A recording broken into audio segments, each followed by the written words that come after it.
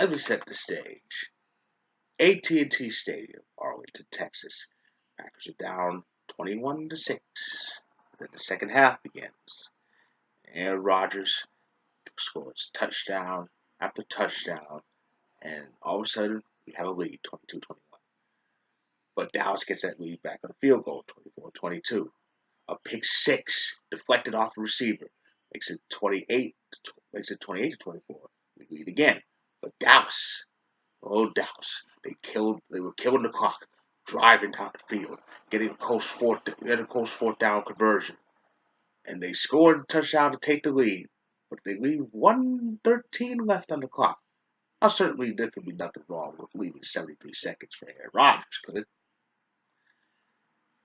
But then Rodgers, first down pass, a running first down for the bad man on 3rd and 8. And 20 seconds left.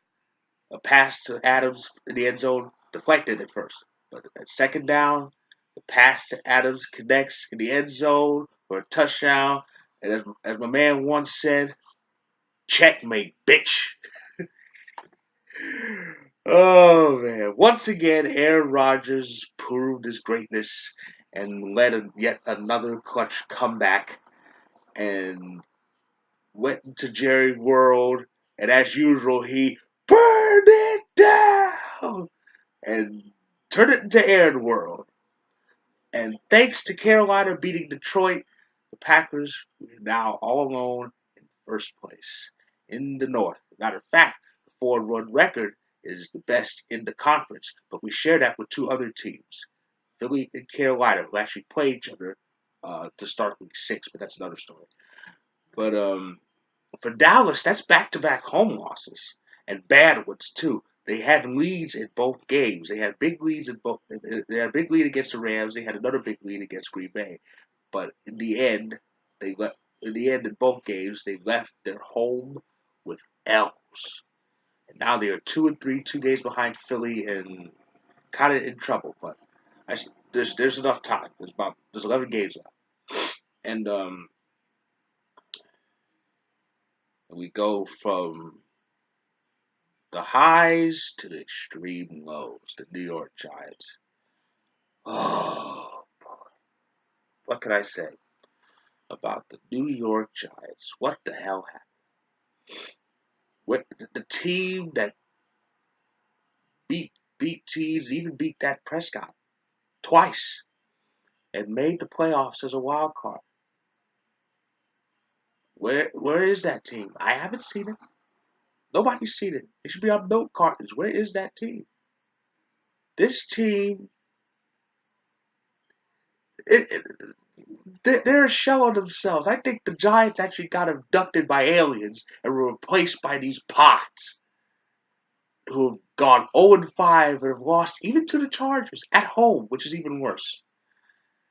And so, what can I say about the Giants? What can I say about the Giants except teams like the Packers and Kansas City are playing for January, February.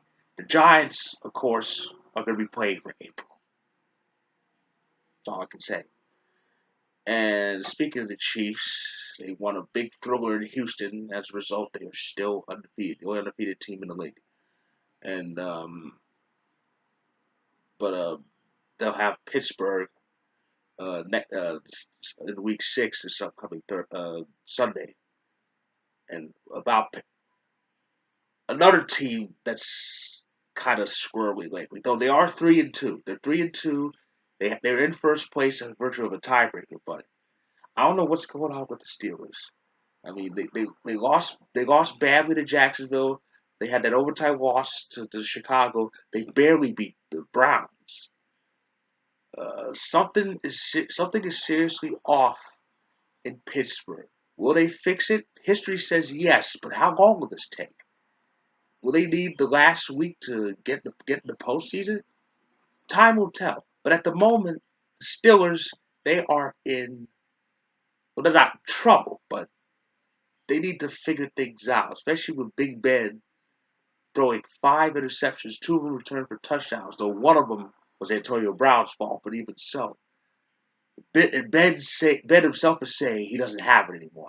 Which I think is just him saying something. Of course he has it. He's the AFC's number one quarterback. But Steelers, they need to fix this. I think if I really think Pittsburgh's going to beat Kansas City. If they beat Kansas City, that'll be their first step. That'll be their first step towards whatever they do. Probably another North title, but it'll start Sunday. But and it's just been it was a crazy week, like I said, and mm, I'm just I'm anxious for other things in sports, but I'm really looking forward to week 6. The Packers, of course, about the Packers. The Packers are one of two. The Packers are one of three teams who are 4-1. The other two, interestingly, play each other on Thursday. Philly and Carolina in Charlotte. 4-1 versus 4-1. Now that game will most likely decide positioning.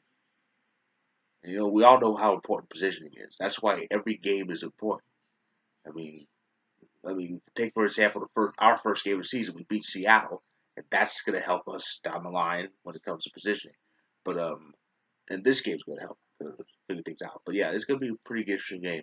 Uh, the Jets and the Patriots play each other on Sunday. That game's going to be on out here in most of Southern California, the OCLA area out here. It's in New Jersey. There's a realistic chance the Jets may win this game. Who knows? This game will decide where either team goes in the AFC East standings. At the moment, it's those two and the Bills at 3-2. Um, the Packers are in Minnesota. As I like to say, we're taking our first of 2 trips to Minnesota this season. The second one coming in February.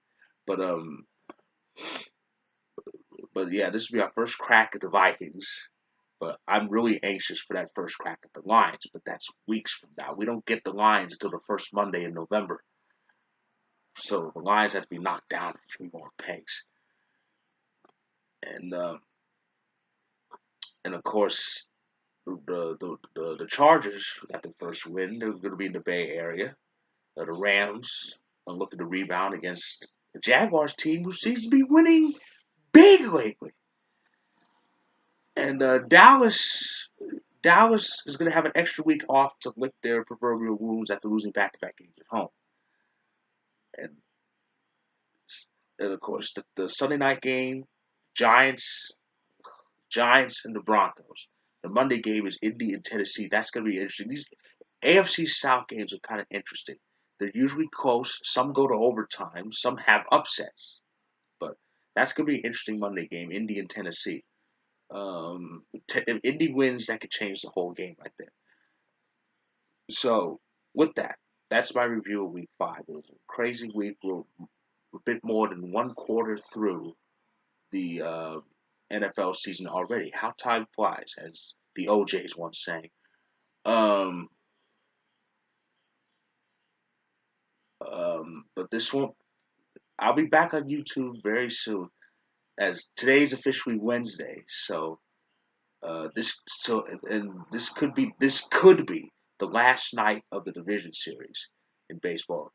Game 4 was postponed and pushed back to later today in about over 12 hours. Game 4 of Cubs Nationals in Chicago.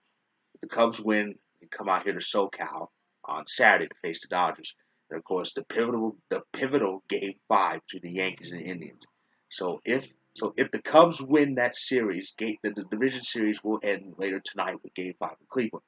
And right after that, and if that happens, right after Game 5, I'll have my review of the division series. It's been a great division series so far in baseball.